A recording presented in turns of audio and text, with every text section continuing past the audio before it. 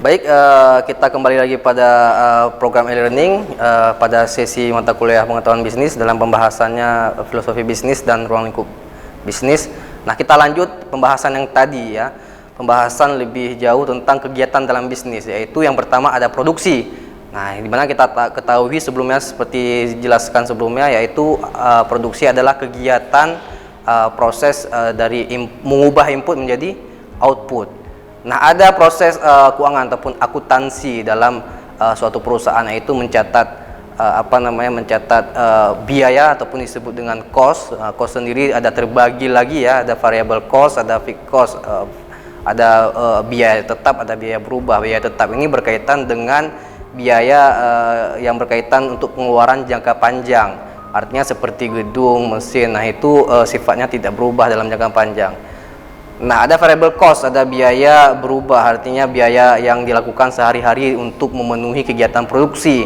Nah, itu disebut dengan variable cost, biaya berubah, karena kita butuh per hari di dalam menyediakannya untuk dalam proses produksi. Nah, yang paling penting dalam keuangan ini adalah biaya yang dicatat dan keuntungan yang diperoleh. Nah, lebih jauhnya lagi itu kita pelajari di mata kuliah akuntansi. Nah, selanjutnya ada pemasaran, yaitu bagaimana produksi ataupun produk yang telah dihasilkan tadi itu dipasarkan agar dapat dinikmati oleh konsumen. Nah, kemudian pemasaran ini juga menentukan bagaimana barang-barang yang dihasilkan itu terbeli ataupun menghasilkan keuntungan kepada perusahaan, yang kemudian perusahaan bisa memperlakukan profit ataupun keuntungan yang mereka peroleh untuk investasi baru, apakah investasi dalam ekspansi usahanya ataupun melakukan investasi seperti membeli saham perusahaan lain, ataupun banyak hal-hal yang bisa dilakukan. Terus ada pengelolaan sumber daya manusia ataupun manajemen sumber daya manusia. Ini sangat penting di dalam suatu bisnis ya, artinya setiap sumber daya manusia yang dimiliki suatu bisnis itu harus memiliki skill ya, harus memiliki skill utama di dalam berbagai kegiatan di dalam suatu unit bisnis. Nah, ada selanjutnya di fungsi bisnis ya, yaitu mencari dan menemukan sumber bahan baku. Nah, ini sangat penting di dalam suatu bisnis agar ini bisa dilakukan dengan baik. Nah, yang kedua itu mengolah bahan baku menjadi barang jadi. Nah, itu yang kita sebut tadi proses ya, mengubah input menjadi output. Nah, yang kemudian ada menyalurkan produk jadi ke tangan konsumen. Nah, ini yang disebut dengan bagaimana ini faktor ini ditentukan oleh faktor marketing yang baik tentunya. Oke, di slide selanjutnya itu ada di dalam keputusan utama dalam satu bisnis. Ya, ini adalah framework ataupun kerangka suatu pertanyaan ya, keputusan utama dalam suatu bisnis. Nah, berkaitan dengan produk ya. Yang pertama itu produk apa yang akan diproduksi. Ingat tadi kita sudah bahas suatu bisnis yang baik adalah bagaimana suatu perusahaan itu menghadirkan produk yang dibutuhkan oleh masyarakat. Nah, yang kedua produksinya adalah bagaimana proses ataupun cara dalam memproduksi produk. Ini menjadi pertanyaan mengapa, karena ini berkaitan dengan efisiensi cost ataupun efisiensi biaya. Nah, semakin kreatif ataupun semakin inovatif suatu unit bisnis dalam melakukan produksi, tentu akan semakin ia memperoleh efisiensi dalam biaya. Nah, ketika efisiensi biaya ini bisa didapat, nah tentu akan menghadirkan yang namanya maksimalisasi dari profit ataupun maksimalisasi keuntungan. Perusahaan akan memperoleh keuntungan yang maksimal ketika dia berhasil melakukan efisiensi biaya, dan dia bisa akan memenangkan persaingan dengan pesaingnya di dalam pasar. Nah, kemudian pertanyaan ketiga adalah bagaimana promosi ya, bagaimana cara penjualan produk yang dihasilkan. Nah, ini berkaitan dengan tentu pemasarannya, marketingnya. Nah, bagaimana suatu unit bisnis harus mampu berpikir produk yang dihasilkan itu mampu menjawab kebutuhan masyarakat tadi, ataupun di suatu kelompok masyarakat itu memang dibutuhkan. Nah, yang keempat ada financial, dari mana sumber keuangan dan pengolahan keuangan dalam menghasilkan suatu produk. Nah, ini berkaitan dengan mungkin ya suatu unit bisnis dalam perusahaan kecil, apakah perusahaan besar, apakah CV ataupun PT, karena terkait dengan financial ini ataupun modal ini tentu berbeda-beda secara hukumnya. Nah, itu kita pelajari lebih lanjut tentu di hukum bisnis ya. Nah, di slide selanjutnya itu ada jenis-jenis bisnis. Ya, jenis-jenis bisnis itu ada monopsoni ya, atau jenis bisnis di dalam pasar ya. Itu ada monopsoni, keadaan di mana satu pembeli tunggal ya menguasai penerimaan pasokan barang atau jasa. Nah, jenis bisnis pasar monopsoni ini itu artinya adalah pembelinya satu namun penjualnya banyak.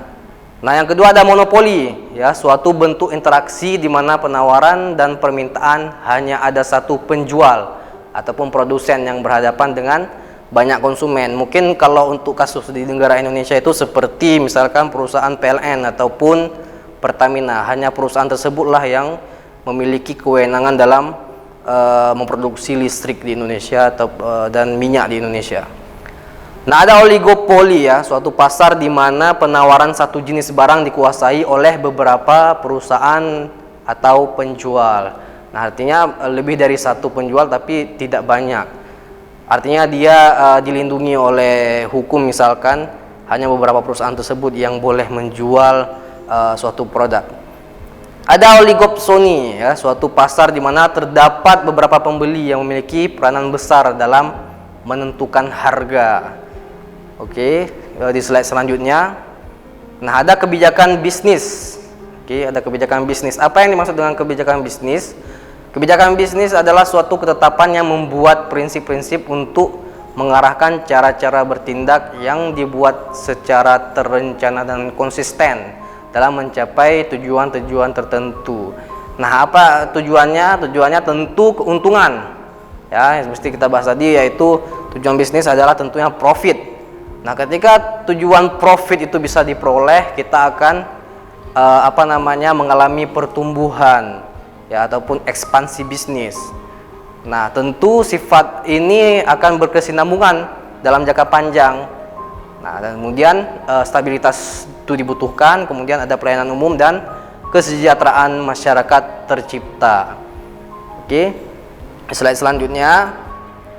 Nah, kita bahas sistem perekonomian, karena suatu unit bisnis itu juga ditentukan oleh bagaimana sistem perekonomian dalam suatu negara.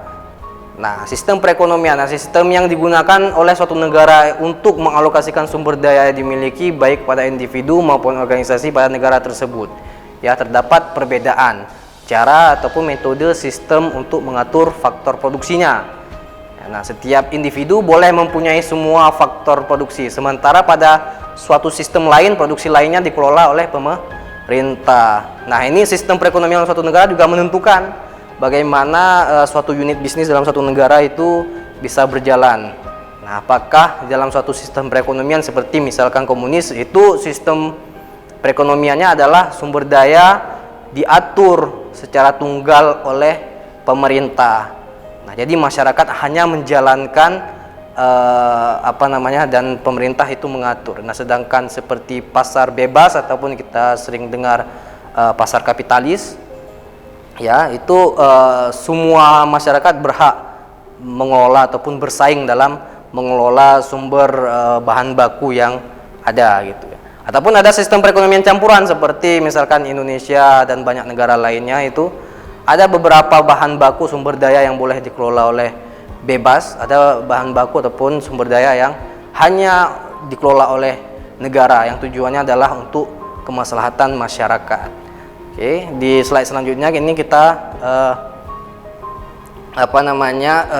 membahas jenis sistem perekonomian ya. Itu ada perekonomian terencana, ada perekonomian pasar, ada perekonomian pasar campuran ya. Oke, di slide selanjutnya itu kita bahas lebih lanjut. Nah, perekonomian terencana ini memiliki dua bentuk ya. Yang pertama itu bentuk komunisme ya, sistem yang mengharuskan pemerintah memiliki dan menggunakan faktor produksi ya. Kebebasan politik diawasi sangat ketat. Nah, ini ini salah satu contoh di dunia ini negara Korea Utara misalkan ya.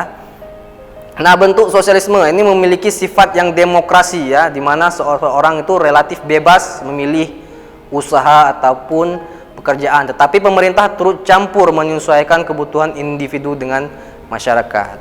Nah, ini dua bentuk ini adalah bentuk dari perekonomian terencana. Baik, untuk sesi kali ini kita break terlebih dahulu.